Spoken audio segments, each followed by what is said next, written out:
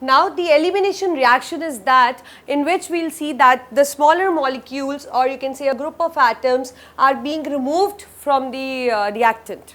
So just look at the board, that how it occurs. Suppose I have this compound. The name for this compound is, we know that is ethanol, CH3CH2OH. Now I will tell you that how it undergoes the elimination. The elimination generally occur in the presence of alcoholic KOH. It is the best suited reagent, we can say that, which can bring about the elimination. Now we can see that on this carbon there is an OH group, and from this carbon we can also remove one atom, that is the hydrogen, right. So that means if we'll you can say react in the presence of alcoholic KOH, then what happens, that H and OH is being removed, that means it will form CH2, and it will form again CH2, and as they have lost their bond, so they will form a double bond between them, and as a result there is an elimination of the smaller molecule, that is the water. Likewise, we will do another example. What is it? It is CH3CH2Cl, that means it is ethyl chloride, or you can say it's chloroethane, right. So now again I react it in the presence of alcoholic KOH, and as we can see that we can actually remove the two groups, one let us say Cl, another again the H1. So that means we can have the HCl removed. So again we will get the compound CH2, again single bond CH2. Now as they have lost their two bonds, so they will be forming two bonds, double bond between them, and there will be a loss of a smaller molecule, that is HCl. So this kind of elimination we can see that. Now what happen is that actually we have three types of eliminations. We have three types of eliminations. It can be alpha elimination, it can be beta elimination, it can be gamma elimination. Now what is the difference that lies between them? In alpha elimination, what is there, that first of all I would like to tell you that what is alpha, what is the alpha position actually. Alpha position is that carbon to which any substituent is being attached. So let us say OH is attached to this place, so this is my alpha carbon, and the carbon which is next to this carbon is beta carbon, and the carbon which is next to it is regarded as gamma. Like in this case there is no carbon atom, but if you have in case that is the gamma. Let us see in some other example.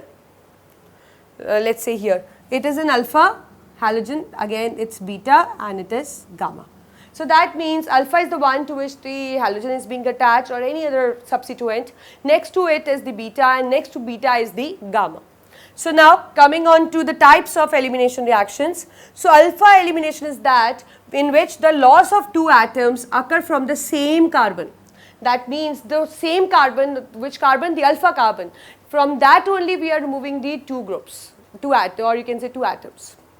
Beta one is that in which the one atom is being lost by the alpha carbon and one atom is taken away from the beta carbon.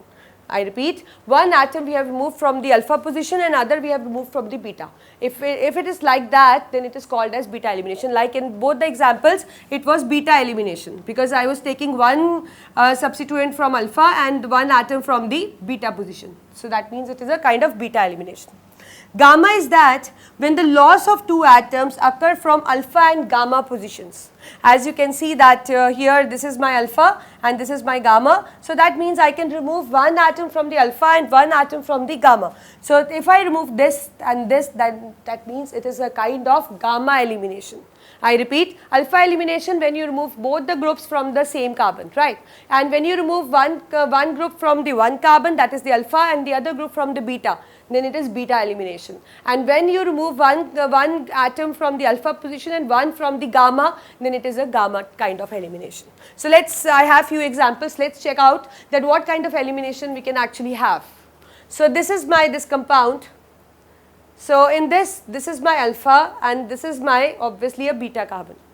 But if I want to show a kind of alpha elimination through it, that means I need to remove two atoms from the same carbon atom.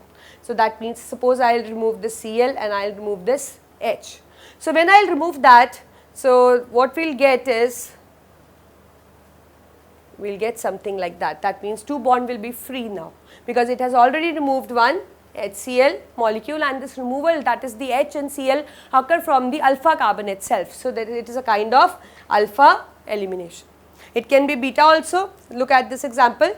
this is my alpha, this is my beta, and this is my gamma, right. If I wish to show a beta kind of elimination, then I will be taking, I will just write the this thing again, it is like that.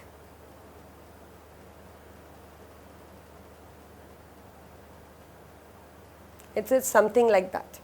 So, when it is undergoing a beta elimination, obviously we need to react in the presence of alcoholic KOH, same this place also.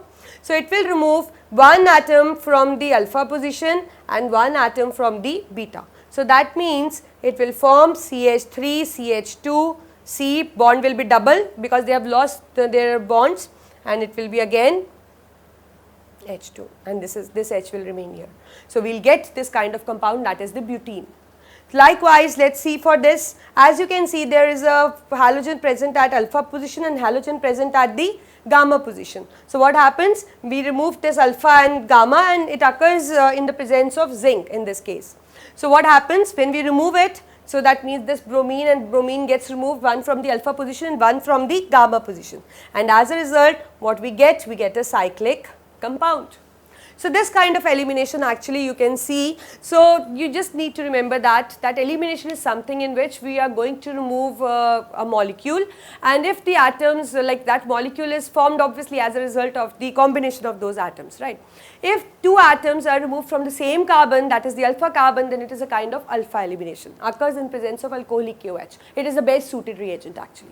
And if the removal of one atom occur from the alpha carbon and the atom is being removed from the beta position, then it is a kind of beta elimination. Again, it occurs best in the presence of alcoholic KOH.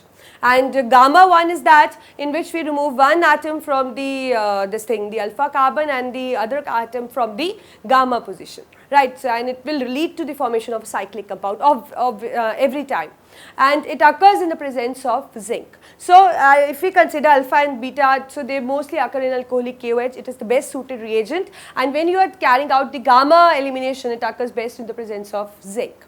And mostly like what you come across many kind of eliminations. So, out of that, which is the basic or the common elimination, that is the beta elimination, which I told you when I was discussing this examples. That is one atom from the alpha position, other atom from the beta position. This is what we see actually.